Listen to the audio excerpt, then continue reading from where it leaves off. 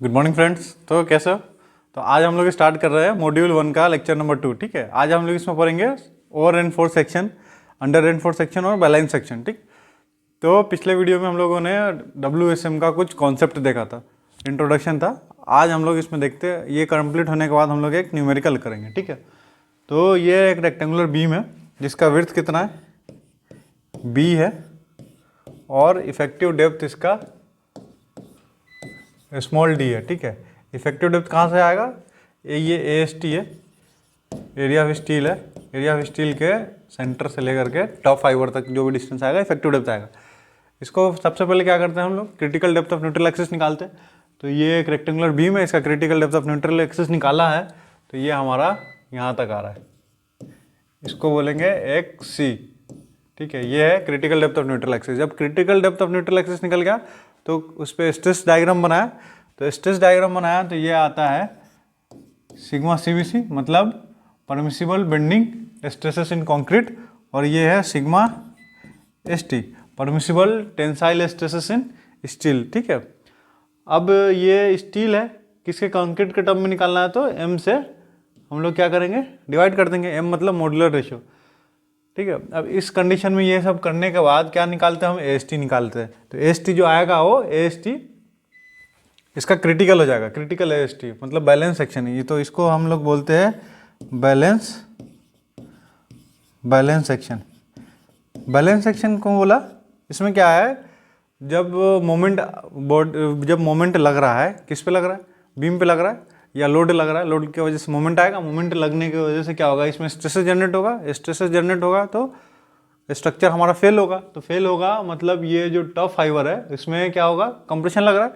तो कंप्रेशन लग रहा है तो ये कंक्रीट कहाँ तक लेंगे हम लोग, ये यहाँ तक लेते हैं, बस इसी को कंसीडर करते हैं और बाकी वाले को नेग्लेक्ट कर देते हैं। तो ये कंक्रीट है, कंक्रीट पे स्ट्रेस जनरेट हो रहा है, और कौन सा स्ट्रेस आता है कंक्रीट पे, बेंडिंग स्ट्रेस आता है। ठीक है, तो ये हम लोगों ने लिखा सिग्मा CBC। तो यहाँ पे लोड लगने की वजह से ये यील्डिंग होता है, इसका यील्डिंग हो गया, मतलब ये है ना, इसका फ्रैक्चर होगा कंक्रीट का। तो कहाँ तक इसका मैक्सिमम लिमिट है, परमिसिबल लिमिट, वहाँ तक पहुँच जा रहा है।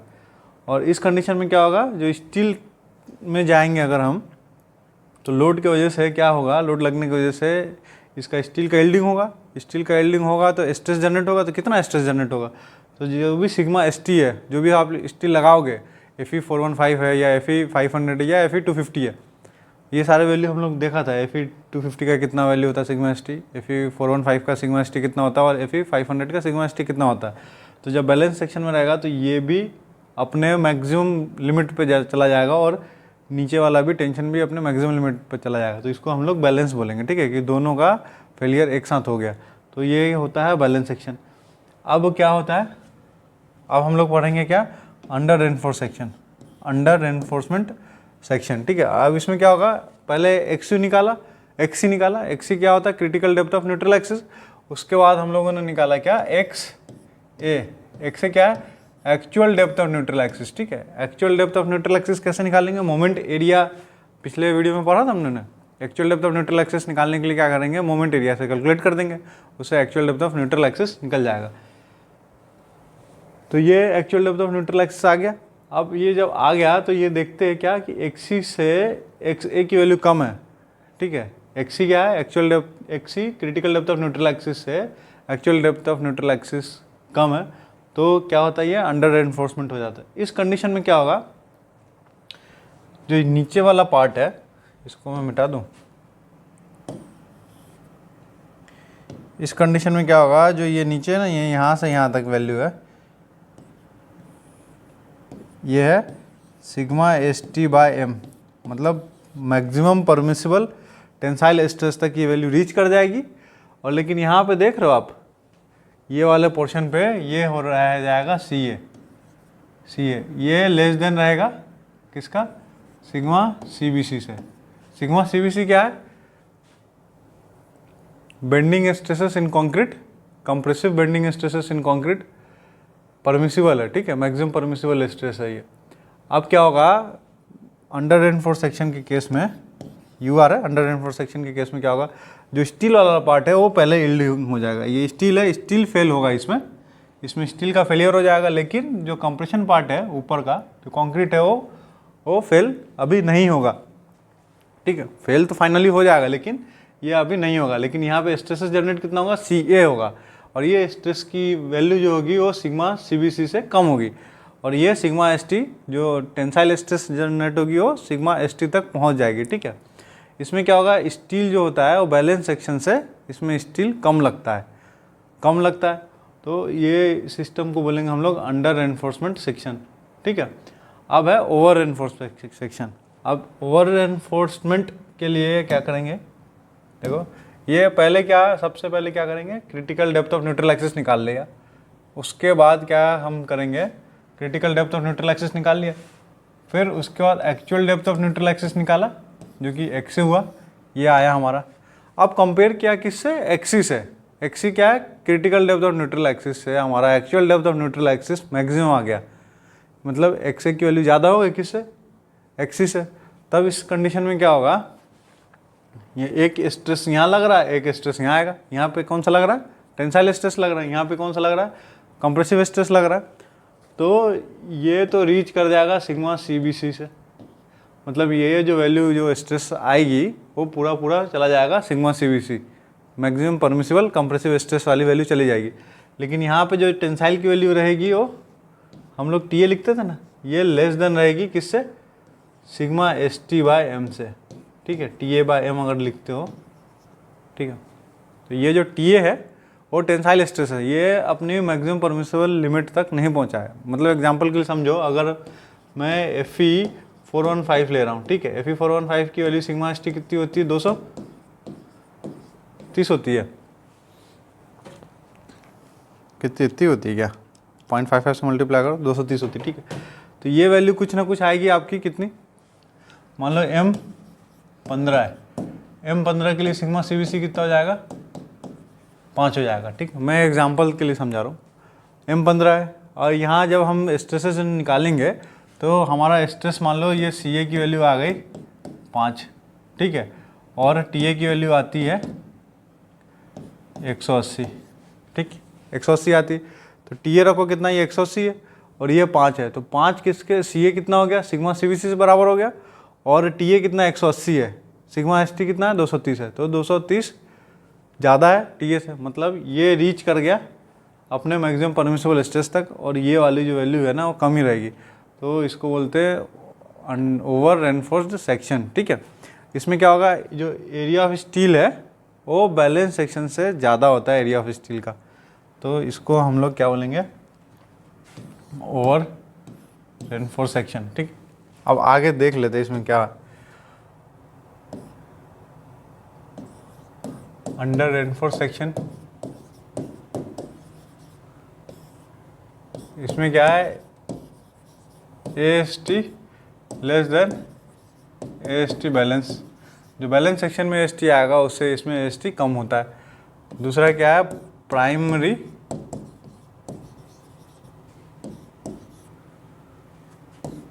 टेंशन फेलियर होगा, प्राइमरी टेंशन फेलियर होगा।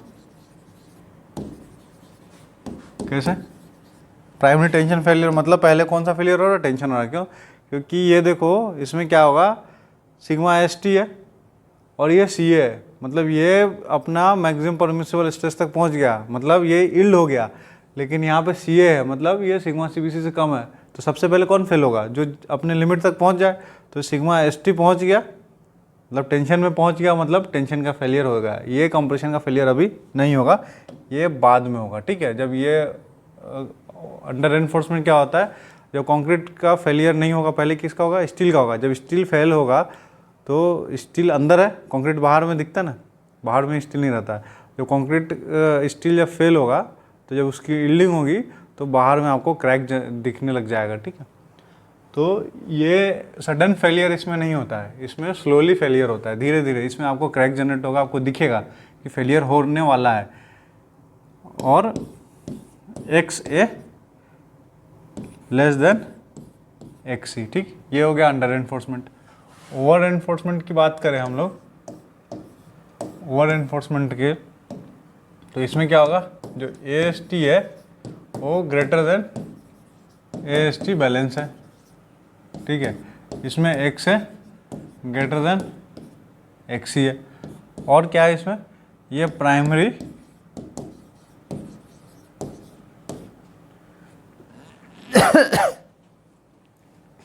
कंप्रेशन फेलियर है, कंप्रेशन फेलियर है। कैसे, इसका रीच क्या कर रहा है, देखो ये वाले कंडीशन में जा रहा है, कहाँ पहुँच जा रहा है, सिग्मा CBC पहुँच जा रहा है, ये अभी नहीं पहुँच रहा है। तो सबसे पहले कौन फेल होगा, कंक्रीट फेल होगा, उसके बाद में क्या होगा, स्टील फेल होगा। तो ये प्राइमरी कंप्रेशन फेलियर है।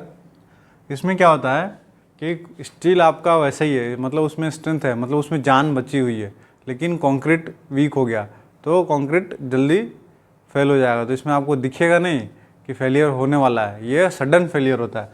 तो इसमें कौन सा फेलियर होता है, ये सडन फेलियर होगा।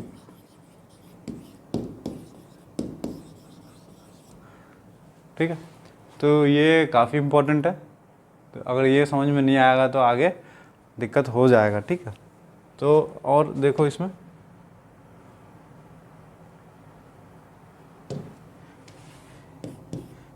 सिग्मा ST TA के बराबर हो जाता है, और सिग्मा CBC ग्रेटर, एक second, CA less than sigma CBC से, ठीक है। और इस कंडीशन में क्या होगा, जो आपका CA होगा वो सिग्मा CBC के बराबर में हो जाएगा, और इधर मैं लिख दे रहा हूँ, ठीक है। और TA जो होगा वो लेस देन सिग्मा ST होगा। ये आपको याद होना चाहिए, ठीक है। तो इस तरह से फेलियर होता है। अब हम लोग आगे क्वेश्चन करते हैं। क्वेश्चन में क्या है, calculate moment of rectangular beam of size 400 by 600 mm over a depth of area of steel provided is 416 mm bar. मतलब क्या है, एक ये रेक्टेंगुलर बीम है जिसका विड्थ कितना दिया है, 400 mm दिया है, और ओवरऑल डेप्थ कितना दिया है, 600 दिया है, ठीक है। अगर क्वेश्चन में नहीं दिया है तो हमने अज्यूम कर लिया, क्या यहाँ पे अज्यूम करा, अज्यूम इफेक्टिव कवर कितना 50 mm का, 50 mm का अज्यूम किया इफेक्टिव कवर। तो ये इफेक्टिव डेप्थ कितना हो जाएगा, 600 में से 50 कम हो गया। ये दिया हुआ है एरिया ऑफ स्टील कितना है, 4 है, कितने mm डायमीटर का, 16 mm डायमीटर का है, 4 है, कहाँ दिया है, 4 16 mm डायमीटर का, तो 16 mm डायमीटर का है, ठीक है। और इस क्वेश्चन में दिया है, लिखा नहीं है, दिया हुआ है क्या, ये M20 Fe 415 है, ठीक है, M20 Fe 415 है। अब इसको निकालना है क्या, मोमेंट ऑफ रेजिस्टेंस। कौन सा मेथड से हम लोग निकालेंगे, इसमें कौन सा मेथड पड़ रहा है, WSM से। मोमेंट ऑफ रेजिस्टेंस निकालना है WSM मेथड से, ठीक है। तो निकाल लो, बहुत सिंपल है। तो सबसे पहले क्या निकालेंगे हम लोग, M20 के लिए सिग्मा CBC कितना होता है,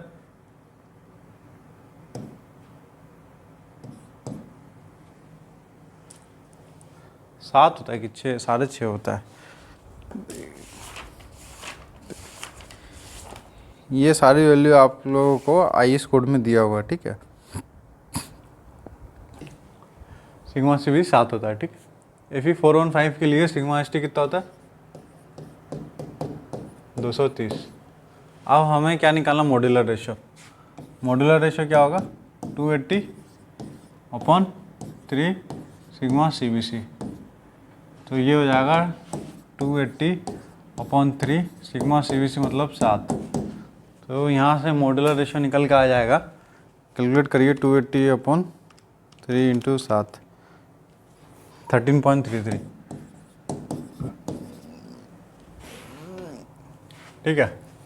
तो M कितना आ गया, 13.33। हमें निकालना क्या है, मोमेंट ऑफ रेजिस्टेंस, ठीक है। मोमेंट ऑफ रेजिस्टेंस के लिए क्या होगा, मोमेंट ऑफ रेजिस्टेंस के लिए सबसे पहले क्या करेंगे हम लोग, actual depth of neutral axis निकालेंगे।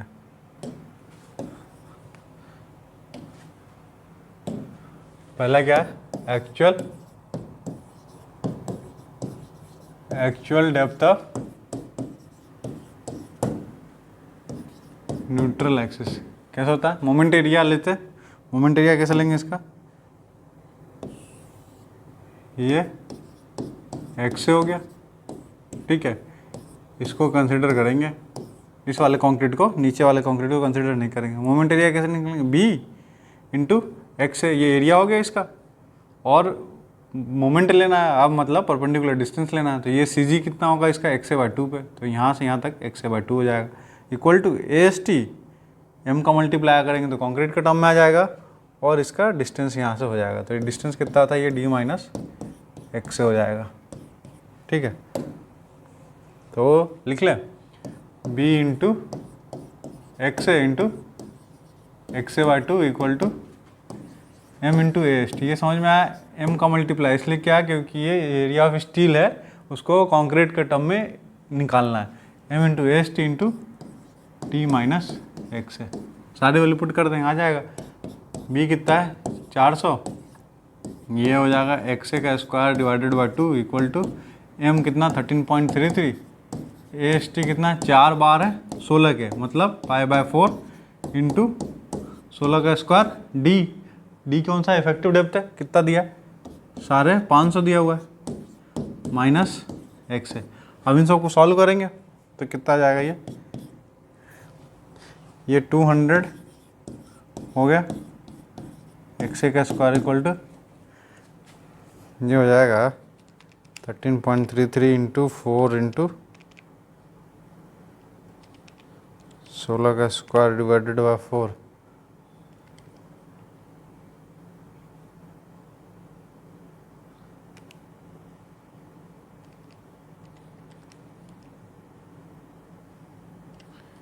ये हो जाएगा 5.896 10 की पावर 6 माइनस 10,720, ठीक है। अब ये क्वाड्रेटिक इक्वेशन बन गया, अब इसको सॉल्व कर लेंगे। तो इसको पहले अरेंज कर लेते, ठीक है।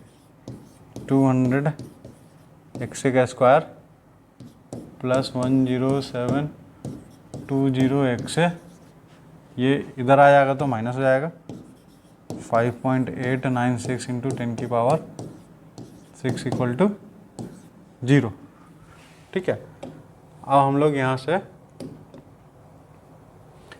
x की वैल्यू निकालेंगे। कैसे आता सॉल्व करने, अगर FX 991 MS कैलकुलेटर है तो उसमें मोड में जाइए, मोड में जाने के बाद आपको आएगा, आगे मोड को बटन दबाते जाइए, ठीक है। इक्वेशन पे आएगा एक नंबर तो दबाया। अब इसमें अननोन कितने हैं, तो अननोन नहीं, हमें डिग्री में चाहिए, ठीक है। तो राइट क्लिक करिएगा तो डिग्री आएगा, डिग्री 2 है कि 3 है, तो डिग्री इसमें 2 है, तो 2 दबा देना है।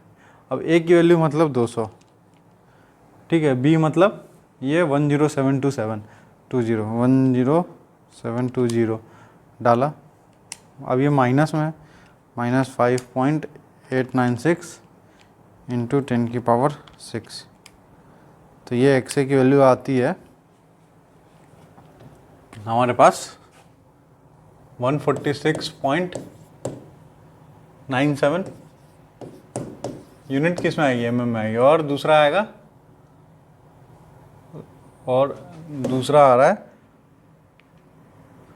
माइनस 200.57, तो ये माइनस वाला लेंगे नहीं, तो फाइनल हमारा x की वैल्यू कौन सी हो गई, 146.97 mm, ठीक है। ये x हो गई।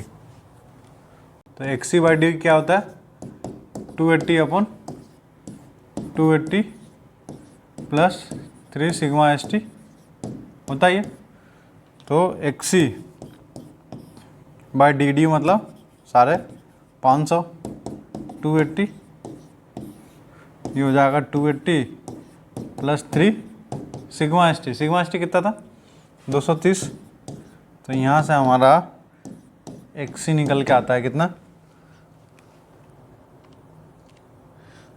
280 प्लस 3 इंटू